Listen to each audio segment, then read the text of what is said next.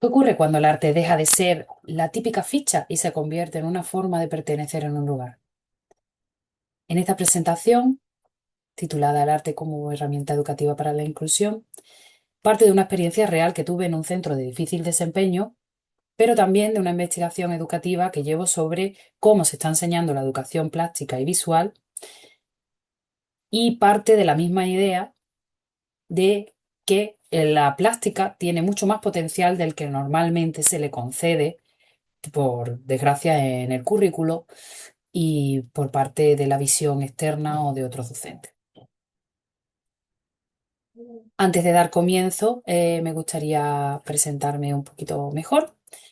Mi mirada, mi mirada nace de tres lugares: la práctica artística, la docencia y la investigación. Como artista me gustaría eh, investigar sobre la imagen y cómo la sociedad es representada a través de ella. Como docente me interesa lo que una imagen puede provocar en un aula, especialmente en el alumnado más joven y vulnerable.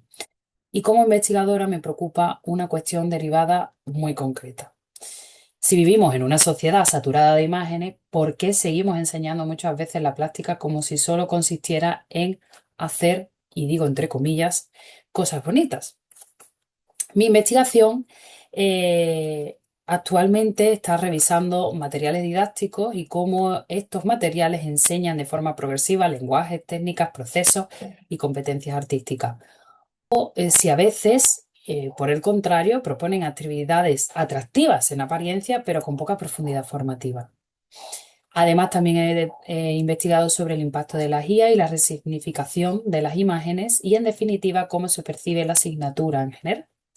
Yo realicé Bellas Artes, diseño de indumentaria, máster de investigación y de profesora de dibujo. Además, mi trayectoria pues incluye docencia en los grados de infantil y primaria para la universidad y en secundaria, donde parte esta experiencia en los centros de difícil desempeño. Durante demasiado tiempo, la plástica ha cargado con una etiqueta injusta, esta de asignatura menor, ¿no? Entretenimiento, manualidad, decoración, vaya, algo secundario. Pero en realidad, cuando se enseña bien, la educación artística trabaja capacidades muy profundas: decidir, pensamiento crítico y transversal, interpretar, comunicar, imaginar, argumentar visualmente y construir una identidad. Además de, por supuesto, el pensamiento crítico, transversal, es decir, que desarrolla cognitivamente, ayuda a tomar decisiones, a leer imágenes, muy importantes en la sociedad en la que estamos hoy, rodeada de imágenes. Y clave hoy, porque el alumnado no vive en un mundo de textos largos y silenciosos, vive rodeado de imágenes, de redes sociales, de publicidad, de videojuegos, y ahora de vídeos de inteligencia artificial. Y la atención, debido a todo ello, ese bombardeo de imágenes continuo, se ha reducido. Pero estar rodeado de imágenes no significa saber leerlas, por supuesto, y no verse afectado por ellas. Por ello, enseñar arte, hoy es enseñar a mirar, enseñar una forma de alfabetización contemporánea. En un entorno, además, atravesado por las dificultades, el punto de partida fue complejo, por supuesto. Un lugar donde la convivencia pues, no era siempre sencilla, había dificultades de aprendizaje, ritmos muy distintos, situaciones familiares duras y una cierta sensación de supervivencia diaria. Pero quiero aclarar algo importante, y es que hablar de dificultad no significa hablar de incapacidad. El riesgo de estos contextos es que poco a poco, debido a esta sensación de que todo se hace más difícil, el centro empieza cada vez a esperar menos del alumnado. Menos atención, implicación, cuidado y, al final, menos deseo de hacer cosas. Ojo, cuidado, que yo no estoy hablando del centro en específico en el que yo trabajaba, porque lo cierto es que, aunque siempre en este tipo de centros está esta sensación de un poco supervivencia, de batalla, también quiero aclarar que el profesorado en estos centros sí que, por regla general, tiene muchísima vocación, porque de otra manera sería complicado aguantar la exigencia que tiene darles docencia a este tipo de niños, bueno, o adolescentes en este caso, ¿no? Cuando la escuela baja, en general, demasiado sus expectativas, para protegerse, por supuesto, puede terminar sin querer limitando al propio alumnado y sus propias prácticas. Pero yo en ese sentido no estaba dispuesta a aceptar eso. Aunque no se maten, ya basta, fue una frase, perdón, que me comentó una compañera. Una frase bastante dura, la verdad, pero que resume muy bien una realidad que en estos lugares, al final la prioridad es que en el día al día no se estalle, ¿no? Vaya bien, haya convivencia y pueda realizarse la docencia sin problemas, porque claro, en este tipo de centro eh, es complicado seguir un ritmo que en otros quizás no sea de la misma manera tan desafiante, ¿no? Y esto, pues, por supuesto, es comprensible. Pero si lo único y el único objetivo, digamos, es que no haya conflicto, pues claro, la creatividad, ¿a dónde queda relegada? ¿Dónde queda la posibilidad de que el alumnado se sienta capaz de aportar algo valioso? Aquí empezó la pregunta que articula toda la experiencia y es que, ¿y si el problema realmente no era el alumnado, sino el tipo de experiencia que le estábamos ofreciendo? En este caso, en mi asignatura, por supuesto, anteriormente, porque no se trata de negar la dificultad. El centro, pues sí que tenía sus peculiaridades, ¿no? Pero no quería yo limitar aún así al alumnado.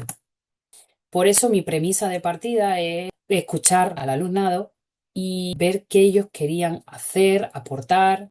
Muchos asociaban, por triste que parezca, la asignatura con copiar, responder preguntas o hacer alguna actividad solo si se portaban bien, porque de hecho, preguntando a un alumno, me comentó que la docente previa, por desgracia, supongo que en este input para sobrevivir, lo que hacía era hacerles copiar el libro y responder preguntas. Y a mí eso me parecía algo que no entraba en mis planes, desde luego.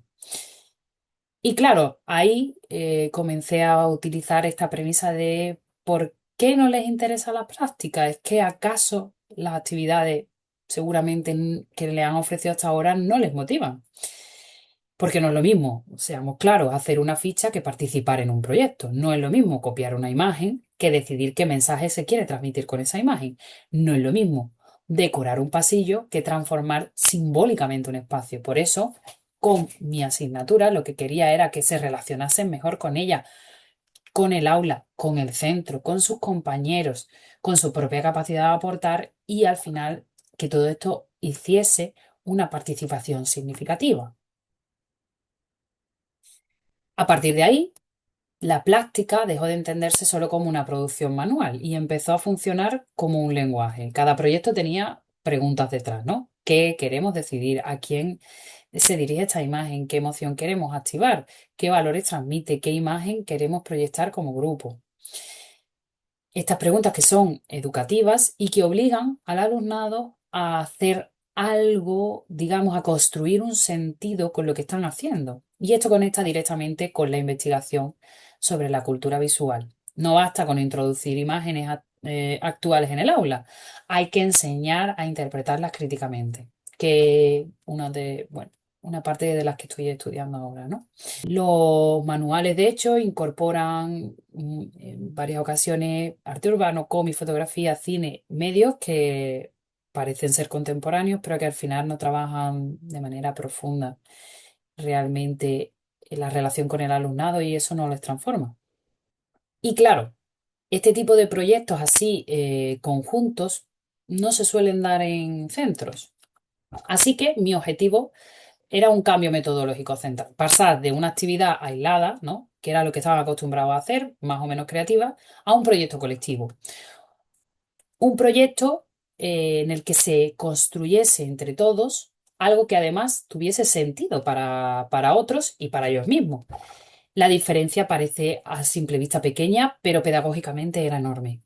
Cuando el alumnado sabe que su trabajo va a salir del aula, o con esta palabra tan mal tratada, ¿no? Decorar un pasillo que otros van a ver, otros cursos, otros docentes, otras familias, pues se deja de trabajar solo para cumplir, ¿no? Bueno, voy a hacer esta actividad para que esta profesora me evalúe y ala, y me olvido. que es muchas veces el pensamiento detrás del alumnado, sino que empiezan a pensar, ¿qué quiero hacer? ¿Qué quiero comunicar? Y participan, que era el objetivo. Y cuando aparece esta participación, aparece algo que muchas veces se olvida en la educación, y es el orgullo por lo que estoy haciendo. Y gracias a este orgullo, esto hace que lo quieran mostrar a los demás y se convierta al fin y al cabo en un entorno menos hostil. Las efemérides, que también es otra de las palabras, digamos, tabú para los docentes de plástica, no se plantearon como una excusa para colgar carteles. No era, viene el día de la paz, venga, vamos a decorar con algo. No.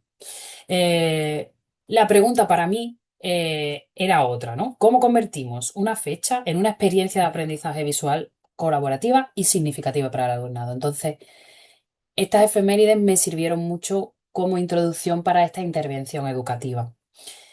A través del Día de la Paz, del Día de la Mujer, bueno, de todas las efemérides que se hacen en un centro, ¿no? Se trabajaban además otros valores transversales como igualdad, diversidad, medio ambiente, convivencia, derechos, memoria colectiva, comunidad. Y todos estos temas podrían quedarse en palabras bonitas.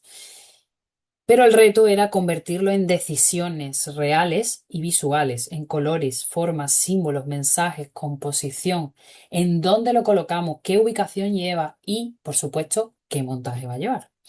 De ahí que la educación artística se vuelve transversal porque permite trabajar valores, pero desde una producción concreta y compartida. Entonces, llegábamos al aula y se planteaba primero a través de la reflexión y luego estas reflexiones que hacíamos se convertían en un proyecto que era una actividad visual y luego que, por supuesto, pasaba a mostrarse a través de las paredes del centro. Cuando el trabajo del alumnado ocupa estos espacios comunes, pues ocurre algo más profundo que decorar. El alumnado deja de ser únicamente receptor de normas y tareas y pasa a ser productor de la cultura escolar. Y esto es lo que creo, sin lugar a dudas, que hace que el alumnado sienta este orgullo y quiera seguir trabajando por este aprendizaje por proyectos en definitiva. Muchos de los centros sienten que el espacio no les pertenece. Vamos, que para el alumnado es el lugar, entre comillas, donde tengo que ir, pero no lo sienten como su casa, ¿no? En ese sentido. El centro para ellos es un lugar donde se les corrige, se les controla o se les evalúa. Pero cuando sus imágenes están en los pasillos, otros las miran. Cuando se reconocen en ella, el espacio empieza a cambiar de significado. Ya no es esto que me es ajeno a mí, sino es algo que yo también he aportado a construir. Y por tanto es un sitio donde he dejado huella, algo que también, ojo, cuidado, es muy importante para el ser humano y lo vemos desde el principio de los tiempos en la historia del arte, ¿no? Siempre el humano busca dejar huella de su paso. Y esto es, en definitiva, dejar huella. Que aparece la inclusión, pero no entendida como palabra abstracta, sino como que participar era al principio estar sentado en el aula y no tener un papel real, y ahora participar es sentir que soy importante, que les importo, hacer que les importe el proyecto y participar de manera real en él. En un proyecto artístico colectivo, cada alumno puede encontrar su lugar distinto. Hay quien dibuja, quien recorta, quien pinta, organiza, escribe, monta, cuida, explica, porque si bien a nivel programación todos tenían que pasar por ciertos objetivos para poder ser evaluados, porque no dejaba de entrar dentro de las programaciones que yo realizaba para la escuela, sí que había un poco de flexibilidad en ciertas partes y en esa flexibilidad es donde ellos encontraban su hueco para ser, entre comillas, útiles. Porque el alumno que no le gusta la plástica normalmente es porque se les ha metido en la cabeza esta idea de que no sirvo para esto no se me da bien, entonces yo, ¿para qué me voy a forzar, no? Esto abre posibilidades además a otras materias, más centradas a veces en lo verbal y en lo escrito, y que, sin embargo, pues con este aporte visual se puede trabajar muchísimo más en profundidad, ¿no? El alumno que no destacaba en un examen, pues puede destacar componiendo una imagen. De hecho, viendo estas imágenes se me viene a la mente un caso en específico. Yo tenía un alumno, porque uno piensa en estos alumnos difíciles como que cada uno tiene una peculiaridad, pero yo en la misma clase a lo mejor tenía, y me acuerdo de este alumno en específico que tenía agresividad verbal, física, TDAH y aparte era un poco capacidad límite. Entonces, claro, tenía un cóctel bastante importante para trabajar con él, pero sin embargo se hizo súper sencillo. ¿Y por qué? Porque en mi asignatura se sentía que podía ser de los que destacaban, podía aportar, podía ser creativo, podía hablar desde su lenguaje y no le decía, no, eso no, esto no lo hagas, ¿no? Esto no nos interesa, tú tienes que dedicarte a esto o constreñirlo de esto ahora no lo podemos trabajar, vamos a centrarnos en esta actividad que tiene esto, estas peculiaridades. Y sin embargo, a lo mejor alumnos que en otras áreas estaban muy acostumbrados a trabajar de manera muy estructurada, ¿no? De no salirse nada, en la mía se encontraban al principio un poco perdidos por esa libertad, aunque enseguida con las orientaciones supe reorientarlos para que se sintiesen también tan importantes como el otro, ¿no? Y me resultaba curioso que este tipo de alumnos se sentían nerviosos con actividades como recortar porque pensaban que no se les daba bien. Lo que me decían, yo no puedo, yo no puedo. Y con un poquito de paciencia escuchándolos y ayudándolos es que pegaron un cambio, eh, vamos, importantísimo. Entonces, claro, todo esto es inclusión, multiplicar las formas legítimas de demostrar la capacidad. Qué importante. Todos ellos eh, aportaban a la creación visual, comunicaban porque difundían el proyecto a otros compañeros. Pues en mi clase, ¿no? Hemos hecho esto. Además de, por supuesto, poner sus mensajes personales. Ayudaban a montar y entonces se sentían partícipes de que eso, oye, tenía que durar. Y además lo cuidaban. Entonces, me acuerdo que en este Día de la Paz esta actividad fue bastante importante porque fue la primera en la que hice participar a todo el centro y los profesores se quedaron asombrados porque ellos mismos me decían, uy, qué raro, porque no han vandalizado las alas, ¿no? Y claro, es que cada alumno hizo una de esas plumas. Entonces, las plumas ponían deseos de paz y ellos mismos las componían como a ellos les parecía y me resultó también muy importante el hecho de que meses después había alumnos de otras clases que no eran las mías que venían, "Mm, maestra, por favor, hazme la plantilla de las alas, yo la quiero tener en mi cuarto, la quiero hacer, tal". O sea, les había resultado algo tan significativo que lo querían incluso reproducir en su casa. Y se hacían fotos con las alas, la ponían a lo mejor en el WhatsApp y en las redes sociales, ¿no?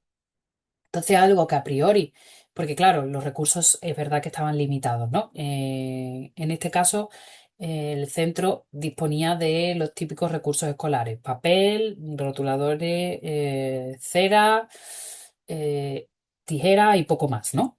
Entonces, claro, con eso había que hacer con estos limones limonada y sacarle todo el partido posible. Y desde luego que lo conseguimos. Convertir al alumnado en, en productor era clave. No se trata de que este alumnado sea mano de obra de una idea diseñada por la profesora, sino que había una estructura, un acompañamiento, unos objetivos claros y también un margen real para decidir. No era vamos a reproducir esto y lo vamos a colgar, porque eso tampoco funcionaría. Como he dicho antes, se trabajaba previamente en clase a través de debate, qué podría ser, cómo lo hacemos. Y el alumnado además podría intervenir en el mensaje, en los materiales, en la composición, porque pueden poner por ejemplo, en esta actividad que veo a la derecha, que era para el Día de la Mujer, había un 8 con trayectorias de mujeres célebres, algunos también experiencias eh, de mujeres que conociesen, y a la derecha nombres de mujeres que habían tenido una trayectoria importante históricamente, ¿no? Y entonces, claro, ellos pueden colocar, primero que ellos componían las flores, ¿no? Con el color y tal que querían, y luego las podían colocar como quisieran. También hay que tener un cierto equilibrio, igual que en la imagen de la izquierda, ¿no? Que lo habían hecho con pintura y demás. Demasiada libertad puede también desorientarlos, porque no tienen demasiado límites, entre comillas, y entonces eso mata a la autoría. Se pierden en esa libertad. Tiene que tener cierta estructura y cierta flexibilidad. La creatividad, por lo tanto, no consiste en, venga, hacer lo que queráis. Consiste en diseñar un marco donde el alumnado pueda decidir con sentido, que pueda decidir ese mensaje, los materiales, la composición, cómo se monta y luego, por supuesto, tener en cuenta que lo cuiden. Dentro del aula, un trabajo puede convertirse en una tarea más, pero si se entrega, se evalúa, se guarda y desaparece, ¿no? Pero cuando pasa al espacio común, esto cambia el valor. Ya no es solo mi trabajo de plástica, entre comillas, es algo que otros miran, comentan y reconocen. Y eso es una producción con impacto. Ese paso del aula del centro del aula, perdón, al centro es uno de los grandes momentos del proceso, porque el alumnado descubre que su trabajo no termina en una nota. Bueno, lo entrego, ¿no? Y me ha puesto un 5, un 6, un 7, sino que transforma la percepción de los espacios comunes, de una entrada, un pasillo, una pared, de un patio. La imagen se convierte en un vínculo y en una, como ya hemos mencionado, transformación simbólica. Este de la derecha fue para el día del libro y salían unas mariposas en las que ellos escribían también unos mensajes personales y el libro que les había marcado, ¿no? Y fijaros cómo ellos posaban con estos murales, súper orgullosos de sus creaciones y de todas las edades, porque algo que no he comentado hasta ahora y es que yo empecé con proyectos pequeños con mi clase, que empezaba a hacerlos y los colgaba, y llamó tanto la atención de los profesores y fue porque ellos mismos se me acercaron y me dijeron, estamos asombrados de que esto que estás haciendo con ellos dure. Porque normalmente si hacemos algo con ellos y lo colgamos, eso dura 1 o 2 días, dice lo sumo, a lo sumo una semana. Y mucho es. Dice, y esto lleva colgado yo no sé el tiempo. Entonces, claro, ellos mismos, los otros profesores, se daban cuenta de que los propios alumnos respetaban eso que habíamos hecho en clase. De hecho, si alguna vez, antes de que lo hiciese todo el centro, algo desapareció, nunca era por parte de los que lo habían evidentemente realizado, sino era por parte de otras clases, que podría haber pelusilla o tenían rendencillas con otro de esa clase y la manera a lo mejor de hacerle algo de daño fue quitar la que sabían que era suya, ¿no? Y con esto continuamos. Antes no duraba ni un día y ahora permanece semanas, ¿no? Y es que ocurrió algo que es muy revelador, pero muy sencillo, y es que los trabajos les pertenecían. Algunas intervenciones antes, pues como he comentado, se rompían, desaparecían rápidamente, pero con estos proyectos el alumnado los cuidaba. Porque claro, si tú los cuelgas, los montas y los has hecho, los quieres mantener, porque ya forman parte de ti.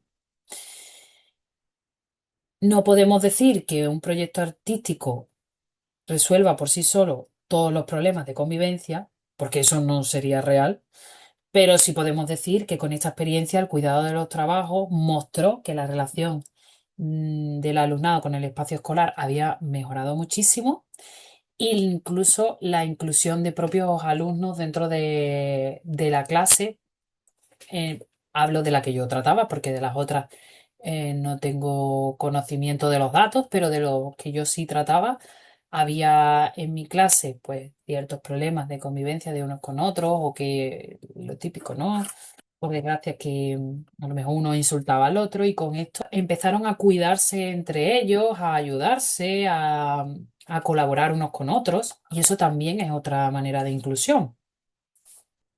Por lo tanto, el problema no era en sí, vamos a hacer un cartel para el Día de la Paz, ¿no? Era el proceso. Si miramos solo el resultado final, pues nos quedamos en la superficie. Podemos decir, ¡ay, qué bonito! O qué bien combinan los colores, qué bien está recortado, ¿no? Pero la pregunta educativa es mucho más profunda. ¿Quién decidió? ¿Quién participó? ¿Qué alumno encontró ahí un lugar que antes no tenía? ¿Qué conversaciones aparecieron? ¿Qué responsabilidad asumieron también alumnos que a lo mejor hasta ese momento no querían ningún tipo de responsabilidad?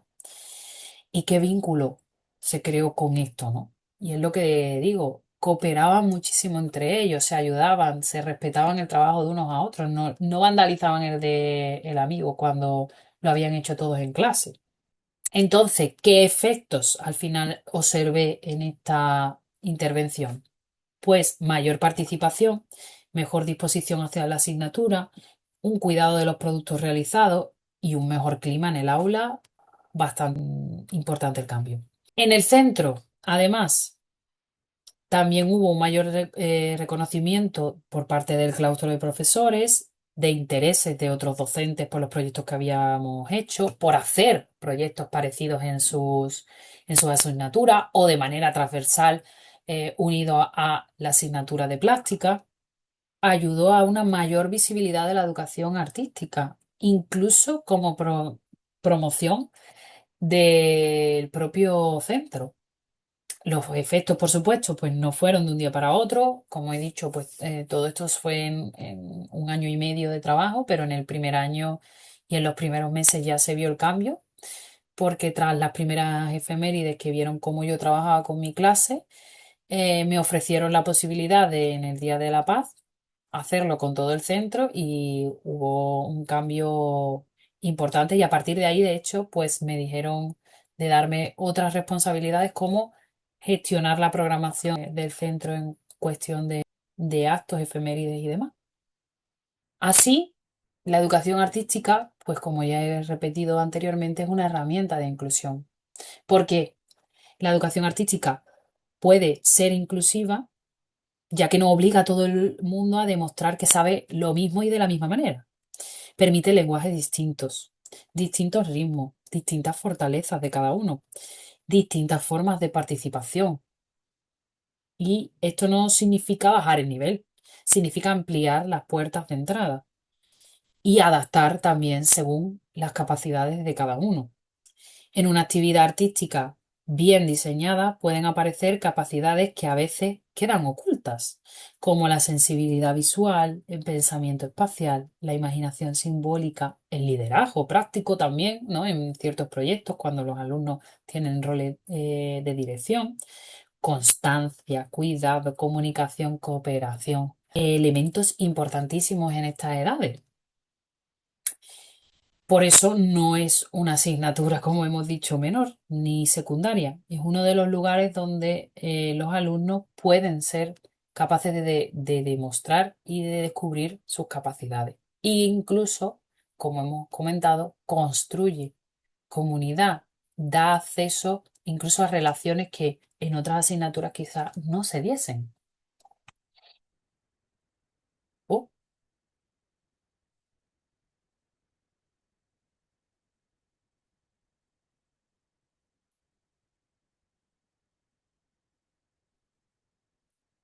¿qué cambió en mi manera de entender la docencia? Pues me enseñó primero a no confundir dificultad con incapacidad. El contexto es complejo, sí, pero eso no significa que el alumnado no pueda implicarse, ni tampoco que no se puedan mejorar las propuestas pensadas, hacer un acompañamiento más personal y con más sentido. Me enseñó también que la convivencia no se sostiene solo desde el control. Es decir, yo no quería ni estaba dispuesta a hacer ese rol que muchos me decían de policía. Siéntate, compórtate. Evidentemente, algo de eso hay porque los niños no son perfectos y siguen siendo niños y van a tener comportamientos diferentes dependiendo de su personalidad. Hay un niño más activo, menos, bueno, ¿qué les voy a contar? Pero sí, que si se les escucha y demás, ellos también responden. Y entonces tú ya no eres ese ente externo que viene solo a realizar ciertas actividades y se va, sino que ya formas parte de ellos y te responden en consonancia. Y eso hace que el arte empiece a funcionar como mediación, no como un premio de si os portáis bien, hacemos esta actividad que os gusta, no como un descanso de, bueno, están aburridos, vamos a hacer algo de arte, que es lo que también a veces se hace, ¿no? No como decoración. Bueno, hace falta para Navidad decorar el centro, sino como una forma de relación educativa, pura y dura, del profesor con el alumnado y del profesor con los alumnos y el centro, con el centro y la asignatura, incluso con otras asignaturas. Y esto es de verdad un valor importantísimo que no se trabaja, por desgracia, muchas veces en los centros y que es un recurso muy bueno. Por supuesto, no todos los centros son iguales, así que no presento esta experiencia como una receta universal, porque lo cierto es que no hay recetas infalibles, pero sí hay principios que pueden trasladarse, ¿no? Y para mí serían estos. Primero, diseñar proyectos con destinatarios reales. El alumnado tiene que saber para qué trabaja y por qué. Segundo, dar visibilidad al trabajo. Lo visible genera reconocimiento. Tercero, repartir roles diversos para que no solo participe quien se le da bien, que eso es otra de los errores que también he visto en algunos centros en los que he trabajado, y es que como no a todos, entre comillas, se le da bien la plástica, pues vamos a hacer esta cosa que queremos mostrar solo con los alumnos mejores y el resto no. No, hay que darle un rol a cada uno y algo con lo que se pueda expresar y trabajar bien. Además, conectar con valores compartidos, pero sin convertir, perdón, el arte en un simple cartel moralizante. Quinto, acompañar sin apropiarse del contenido. Es decir, el docente va a crear el marco, pero el alumnado tiene que sentirse parte del proyecto. No tiene que sentirse como solo lo que hemos comentado, la mano de obra y yo estoy ahí para que haga el resultado que quiero. No, ellos tienen que decidir. Y por último, sostener esta continuidad. Un proyecto es emocionante, pero también hay que echarle mucha paciencia, porque es algo que se trabaja día a día y que requiere de un esfuerzo y un esmero constante, pero que también, desde luego, con una estructura y con una escucha del alumnado, funciona. Al final, la continuidad tiene impacto.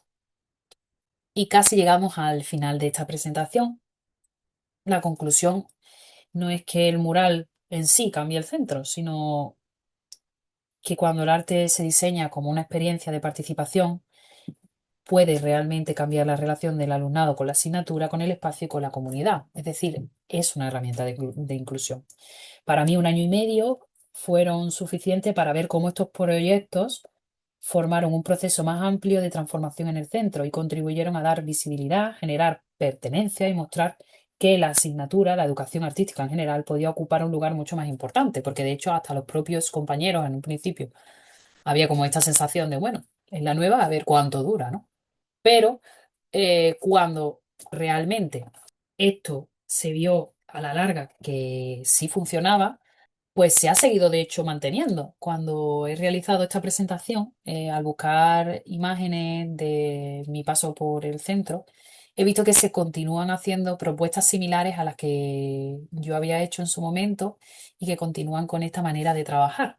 De hecho, esta imagen de la izquierda no es ya una que yo hice, sino que con las plumas que hice para el Día de la Paz han hecho aquí un mural también para el 8M, y la idea de las flores, que fue algo que hice yo en el momento que estuve allí, la han repetido y adaptado a nuevas modalidades, con lo cual me llena de orgullo ver cómo ese lenguaje que en un principio y esa manera de trabajar por proyectos pude establecer, se ha seguido trabajando. porque funciona y me parece algo precioso. Por eso, antes de marcharme, quería comentarles que cuando reducimos el arte a decoración, pues perdemos su valor pedagógico. Pero cuando lo entendemos como un lenguaje, como un vínculo, una forma de participación, el arte puede convertirse en una herramienta profundamente educativa. Y así la pregunta no es si la plástica importa, sino cuántas posibilidades estamos perdiendo cuando la tratamos como si no importase. Gracias por asistir y su atención, y estoy disponible por si quieren realizar cualquier tipo de pregunta. Hola, buenos días, mi nombre es Nuria Pazos y voy a dar comienzo a esta charla con una pregunta para vosotros.